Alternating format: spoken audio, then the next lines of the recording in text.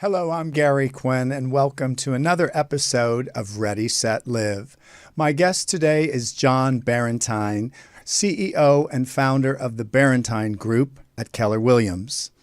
As the head of a thriving real estate enterprise, John strategically signs your for sale property to be seen at its best, negotiating strong offers from the first point of contact and maximizing profits during the escrow process.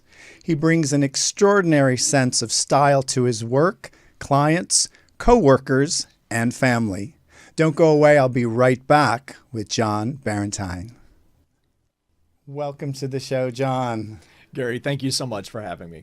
You know, we've finished this real estate. You're the last one of our segment, but I wanted to really ask you, when you're working in this, let's say, inspiring real estate world that you're working with, and I know you work with a lot of passion and a lot of heart and intuition, what is the main thing that you strive to give to your clients or sellers or buyers? What's the secret that you've been utilizing? I would say my superpower and really the superpower of our team is empathy, frankly. It is meeting our clients where they are, really being clear and assessing their need, and then structuring a tailored plan, something designed specifically for them, right?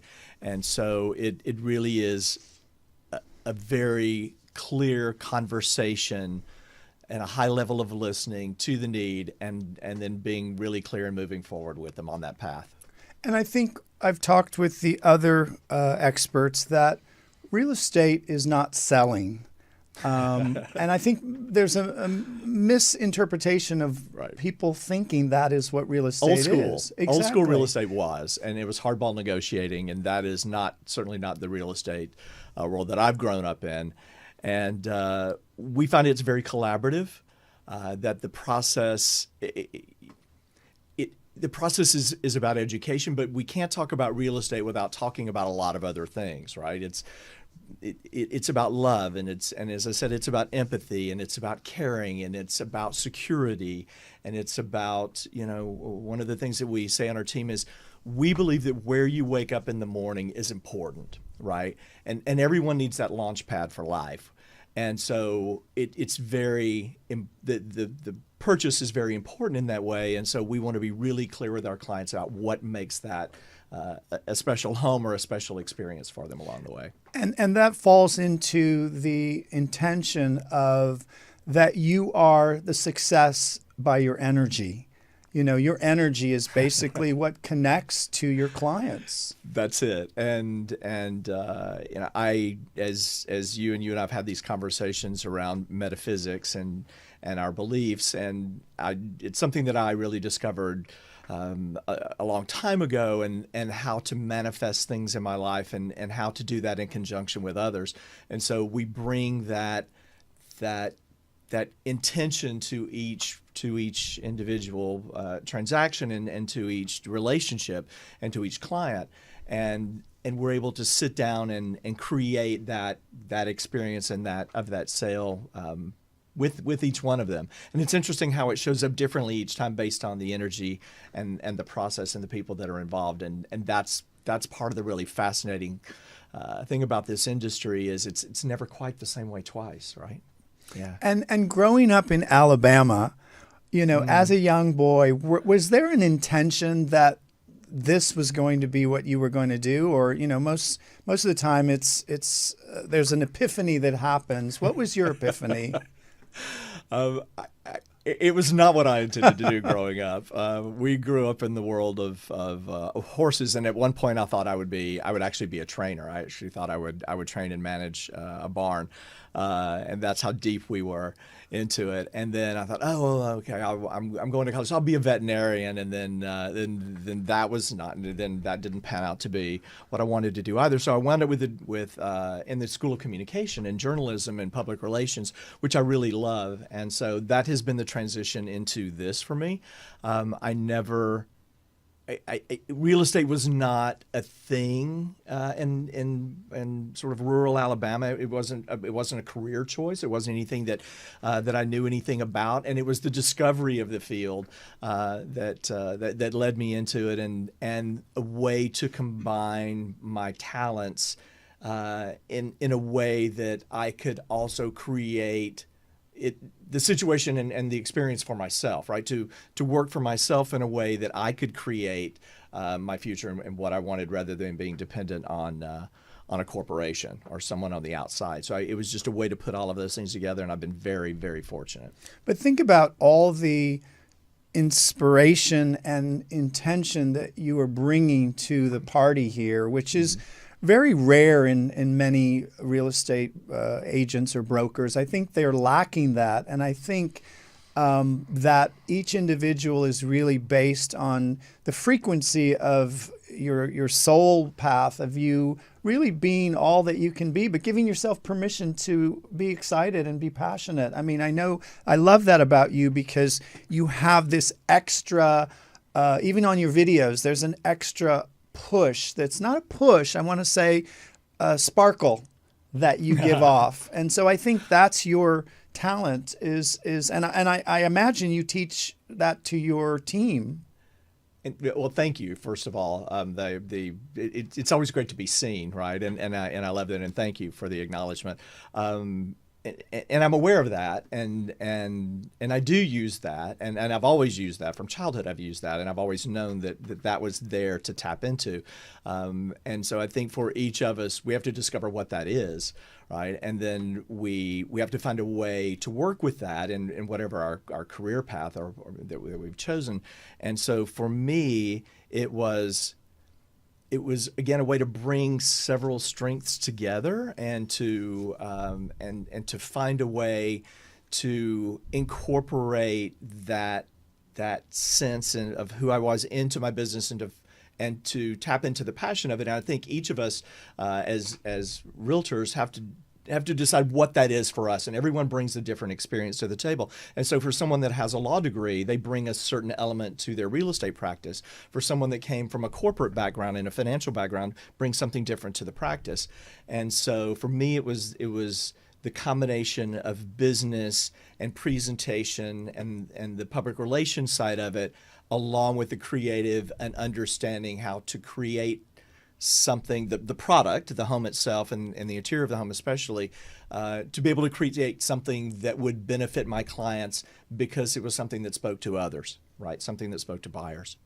And I think we each find this place in our lives where we're able to really follow our heart and use our intuition through setting the intention. And I love that about you and your partners and your work together. You're always setting an intention that is really a cause and effect.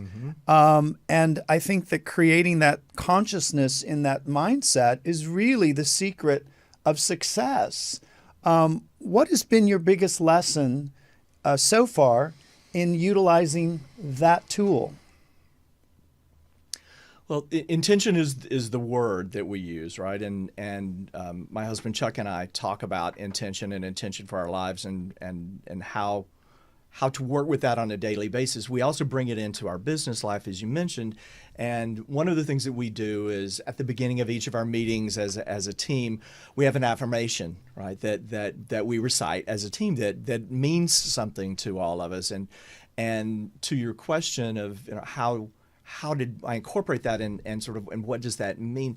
We use simply the law of attraction through the intention that we set, and in that intention, in that affirmation, we talk about attracting clients that are kind and loyal and have the means of home ownership, and what we've gleaned from that, and the difference in our business before and after is palpable, right? We wanted to attract a certain clientele. We wanted to be really intentional about bringing people into our experience, people that could benefit from our relationship is one of the lines, and that's shown up for us, right? That it has kept us out of a lot of crazy.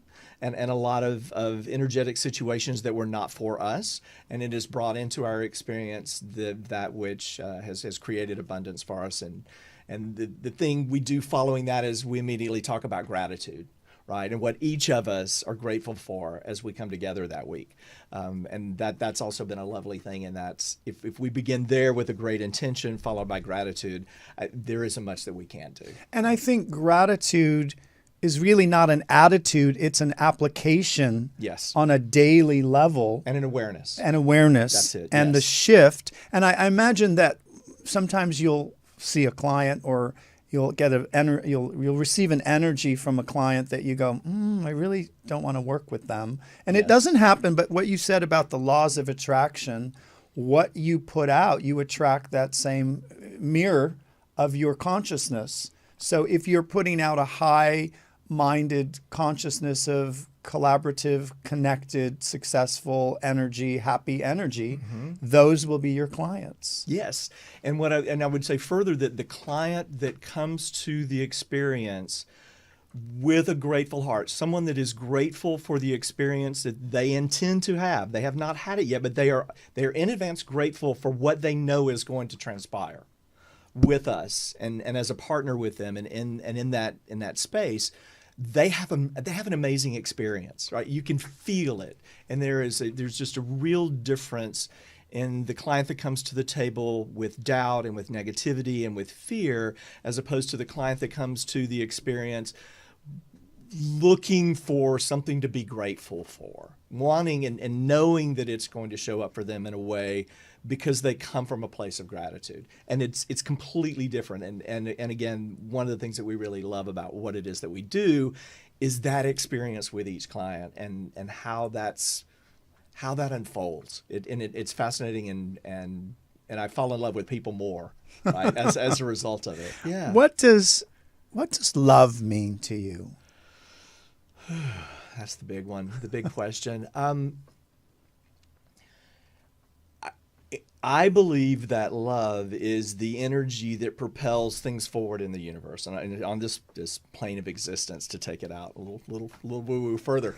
So, in the lives that we lead, that love is the thing that even though it may not appear so in the moment, is the thing that pushes and drives everything forward.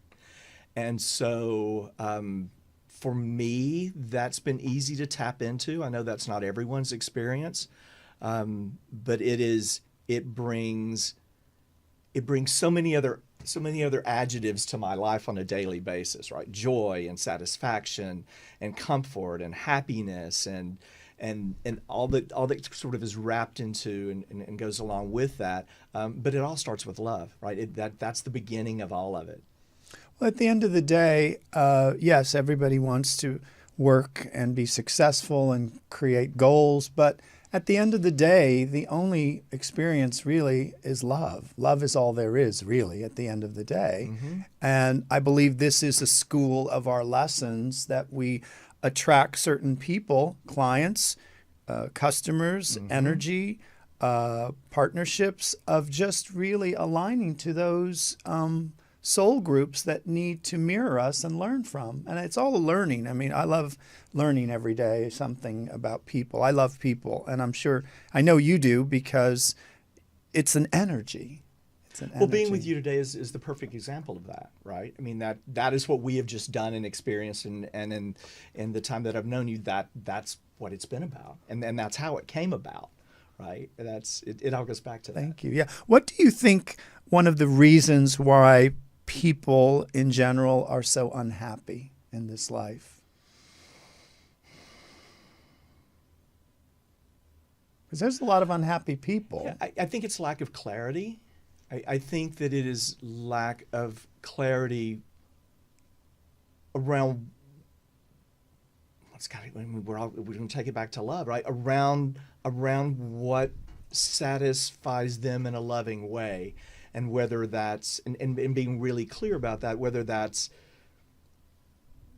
something they feel is not in their life at the moment, or something that it's a lack of love, it's a lack of something that's fulfilling in that way, and so I believe that drives a lot of anxiety, for people, and the attempt to connect in a way that they have not been able to connect to something loving, I think drives a lot of negativity and a lot of fear. And I think that as a result of that, we see all sorts of things show up for people. And fear, John, is the biggest end stopping one individual of moving forward from fear. And it's really, I talk about it in the new book, which is people are having a breakdown instead of a breakthrough. And I think breakthrough is for you just really going to the end result to find incredible people that you're finding them incredible homes, extraordinary homes, really. If you were granted one wish for humanity, for our planet, what would that be?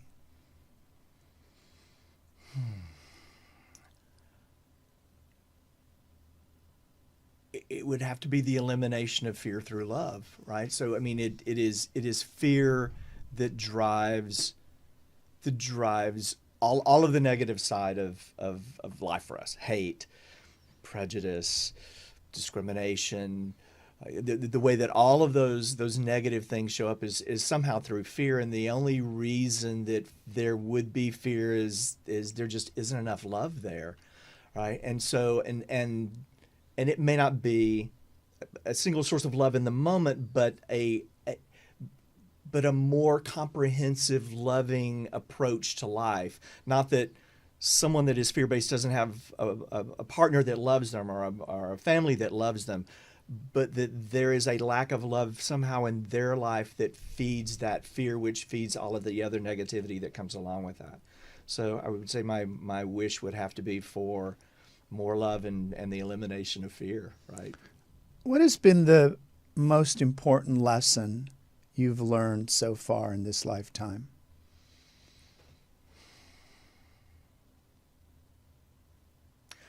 Well, there are lots of those. Manifestation, I love as an example, and I had my first manifestation as a 6-year-old. And I can think back on that. And what I wanted was a horse. I wanted a pony. And my neighbors had a pony. And my neighbors, we had to get a little permission slip signed in order to ride, for a little liability waiver. And I remember it was the mayor's daughter, and she wasn't pleasant, of our little town. And we would go over and we wanted to ride their horse or their pony. So we had our little stuff, and we were always made to feel like, oh, well, and she actually said to me one day, you'll never have a horse of your own. Like, this is mine. You'll never have one. And I thought, in that moment, I remember so clearly saying, I will too. Like, that will happen for me. I will happen. And within the year, my parents had moved up the road, bought a house. There was a barn in the field in the backyard. And for that Christmas after that, we got ponies for Christmas that year. And it was amazing. And so my whole life has been about manifestations, about understanding what I wanted and watching it unfold in the creation of it. Do you ever use that when you see a home and you say, I know I have a buyer, or I'm going to sell this? Yes, clearly. clearly. You just feel it. Yes. That and in the creation of what we know that how a property can appear and what it can look like when we're on the sales side of the conversation, and helping a client create that along with the experience. And so making manifest the vision for that property in a way that maximizes its value and appeal to someone else is rewarding. So you're really actually becoming, think of yourself as a producer when you start to showcase a property. Yes. I mean, you really have to get it ready to go. Yes. And project management, and we have staff in our group that helps with that, and that simply manages that process and the schedule and the transaction side of it. And we work hand in hand on preparing things for market and then managing the process through. So it's and it's fun having an eye for that and helping with the creation of that. And if the client is interested in that, working with them as a partner to create it can be really fun, looking at their vision for the property, plus what we know is of the moment in sales, and melding those into into the property appealing in a way that serves them in a great way as they make their transition to the next house. Do you feel when you are in that mindset, John, of finding a home, getting a listing and then putting it out there of I'm going to sell this or have a sale, is there a sense of a ritual you do? Some people, they meditate, they light candles, they do many things. Is there anything that you do daily, ritual? Yeah, I have a morning routine, of course, that I love, and that keeps me focused. I am early every morning, about a little after 5, meditation for about a half hour before off to the gym and exercise. We, of course, in my work can control what happens in the morning, so I sort of front load the day of taking care of myself and being the best that I can be in the moment in that day for clients and for those that I love. And so it begins with meditation, followed by exercise, followed by nutrition, followed by a little hygiene, and then we get to the office right by 9 every day, and we're there every morning, and we treat it as a business in that way. We don't sort of slough in at 10:30 or 11. We're there in the morning with the intention at 9 o'clock that we are there to transact business and to take care of our clients, and that's wonderful because that's self-imposed.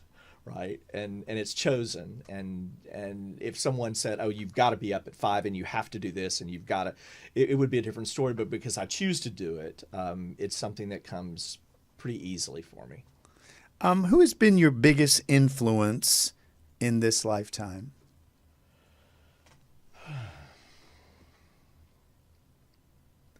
The biggest influences have been spiritual teachers for me, and I'm not sure there's a singular one of those. I had an amazing mentor in real estate as well, and she was incredible.